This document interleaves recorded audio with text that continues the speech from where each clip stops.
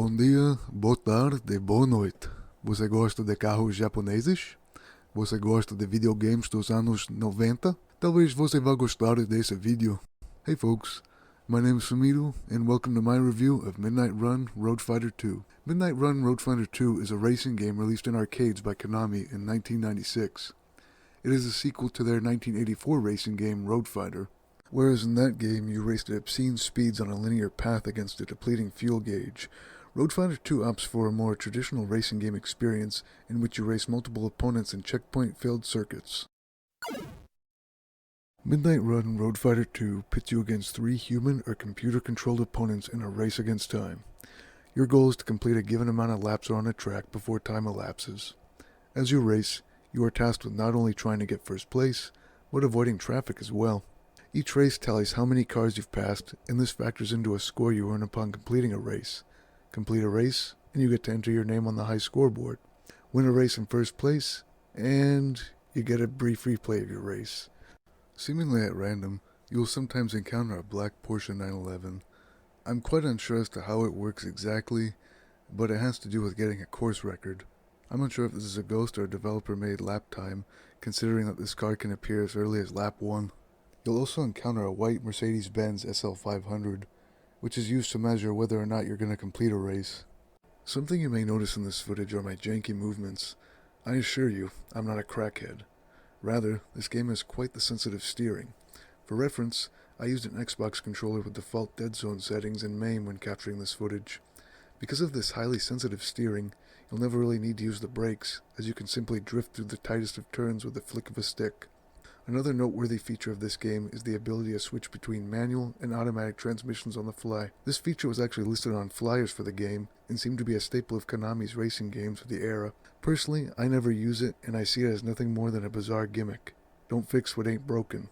One thing I think Midnight Run Road Fighter 2 excels at is its sense of speed, not only as you shoot past a plethora of NPCs, but especially when you rocket down a straightaway right out of a turn.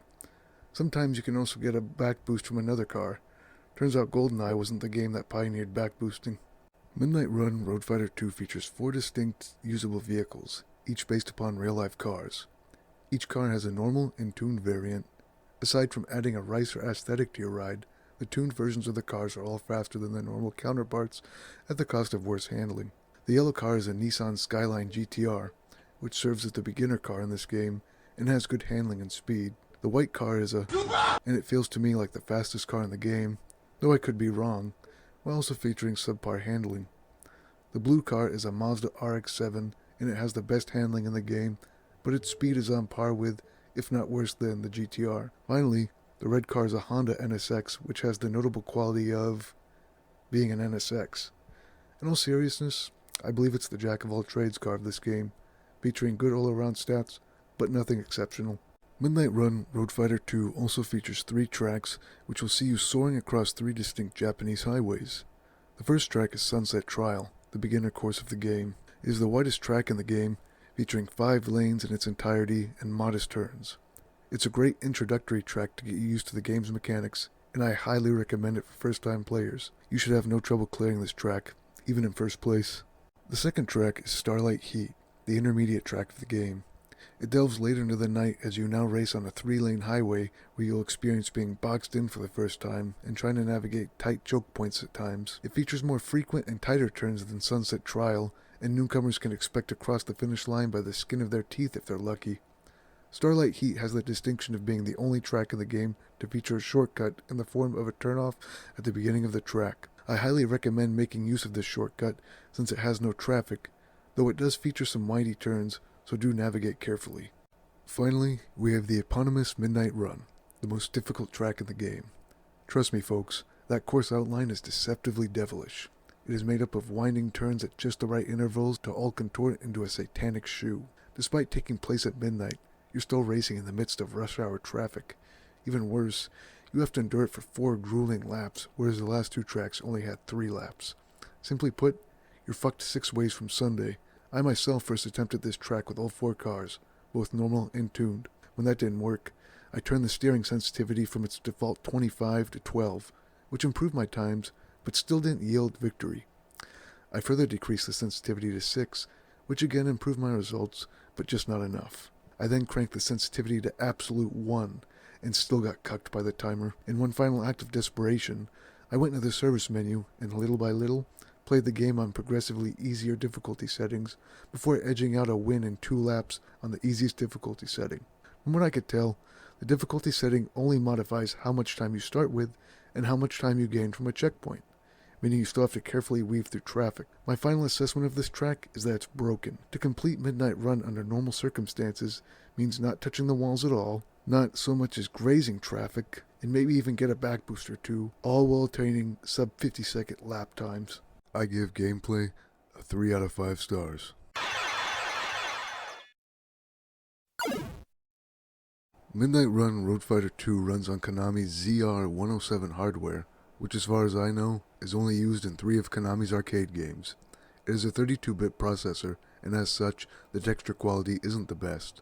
There is also noticeable aliasing, particularly on modern displays, though this is understandable given the technological limitations of the era.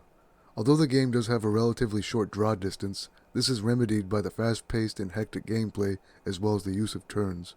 If you can finagle it, this game looks its best on a CRT display, as that's what it originally ran on. Aesthetics-wise, this game knocks it out of the park. The environments are lively and contain little details that give each track a little charm, whether it's the road signs on the edge of the road, or the various real-life and fictional advertisements dotting the environment. What I find really neat is how each track is connected with one another, and you can see this during gameplay. For example, on each track you can see landmarks from the other stages.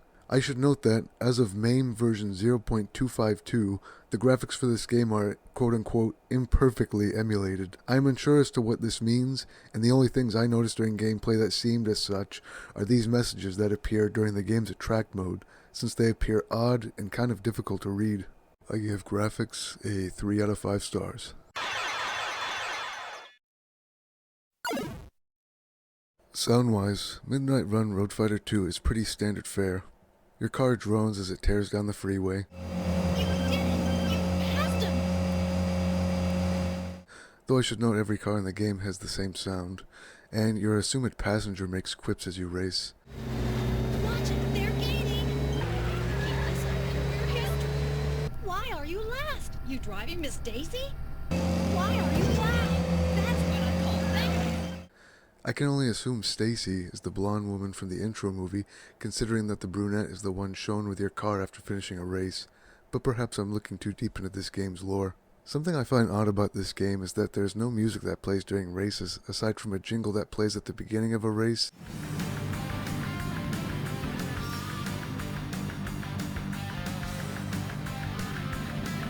Aw, give me a break. And when you cross a checkpoint. Keep this up and we're history! It's not something you'll really notice while playing, but it begs the question as to why almost every other screen in the game has its own music.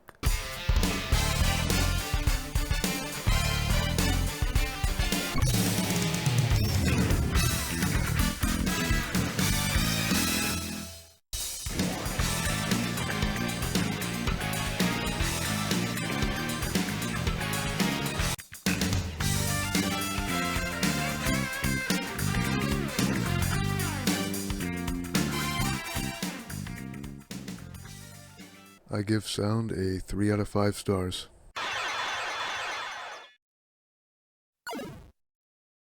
Now we come to the final verdict. With all the other elements having been scored, I give Midnight Run Road Fighter 2 a solid 3-star rating. It is a short and sweet racing game that gets to the point. It gives you a good sense of speed, and the difficulty scales well, though I do wish it was a bit more forgiving on the higher end. The graphics do well at hiding the hardware limitations while encapsulating you in the winding highways of Japan. The sound wraps everything up nicely, though I'd like a bit more music. Now it's time to find out the SSRP, or Sumido's suggested retail price. If you encountered this game out in the wild, how much should you pay for one play? At most, I'd say 50 cents. That's pretty standard arcade pricing, so I have nothing more to say on the matter. So, what can you do after having played all there is to play in Midnight Run Road Fighter 2? Well, you can try turning around and riding in reverse, except the game stops you from doing this, even with steering sensitivity cranked to the max. You can turn on infinite time and see how long the in-game timer runs for, I was surprised to find out I could register double and even triple-digit lap times, considering you'd never see that in ordinary gameplay. Something else I found interesting is the way traffic is generated. The traffic seems to be generated with you as you drive, and thus, if you don't drive at all, there's no traffic. Also notice that one of the other computer-controlled racers stays frozen as long as I am. I assume the way traffic was generated was to preserve game resources, or perhaps as a time-saving measure to rush this game out the door. You can check out the sound scale check in the service menu.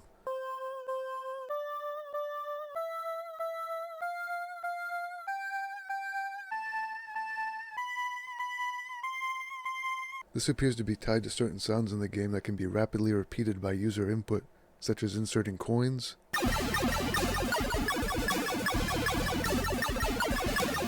or selecting a track. I should note the version of the game you've been watching in this video is the quote-unquote master copy European release, dubbed EAA Euro version 1.11. There's 3 other versions of this game, and they are AAA Asia version 1.10, both older and newer sound programs, and JAD Japan version 1.10. The Asian and Japanese versions are the exact same as their European counterpart, with some minor differences.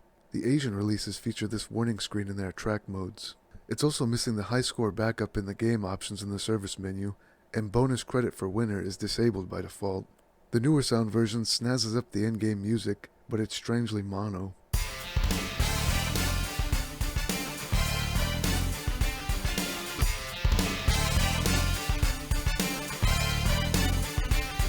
This is despite the fact the game reportedly has 2 speakers, and even the sound scale check is in stereo. Finally, the Japanese version simply has written Japanese in the menus and a track mode. Midnight Run Road Fighter 2 also saw a home release on the Sony PlayStation in 1997, exclusively in Europe and Japan. It's a direct port of the arcade version, and while it's a mostly faithful one, I cannot recommend it. In stark contrast to the original game, the steering is quite stiff and everything else in general feels watered down. I mean, just look at this webcam quality intro ripped straight from the arcade version. I'm not really sure if this game should have been ported considering how little content there is. You really gotta be grasping at straws to point out the transmissions and views. The only notable thing about the PlayStation version of this game is that it's easier than the arcade version. I beat the Midnight Run track on my first try, almost nabbing first place. If for some reason you're a mad lad who wants to own a Midnight Run Road Fighter 2 arcade cabinet, I'm afraid you're shit out of luck. This game seems to be exceptionally rare. One website I found appeared to have offered a Midnight Run Road Fighter 2 PCB bundle that included accessories such as a steering wheel and pedals. However, the PCB was notably faulty, and I'm unsure how much it sold for. Over on Italian eBay, someone is selling a used PCB for about 52 burger bucks.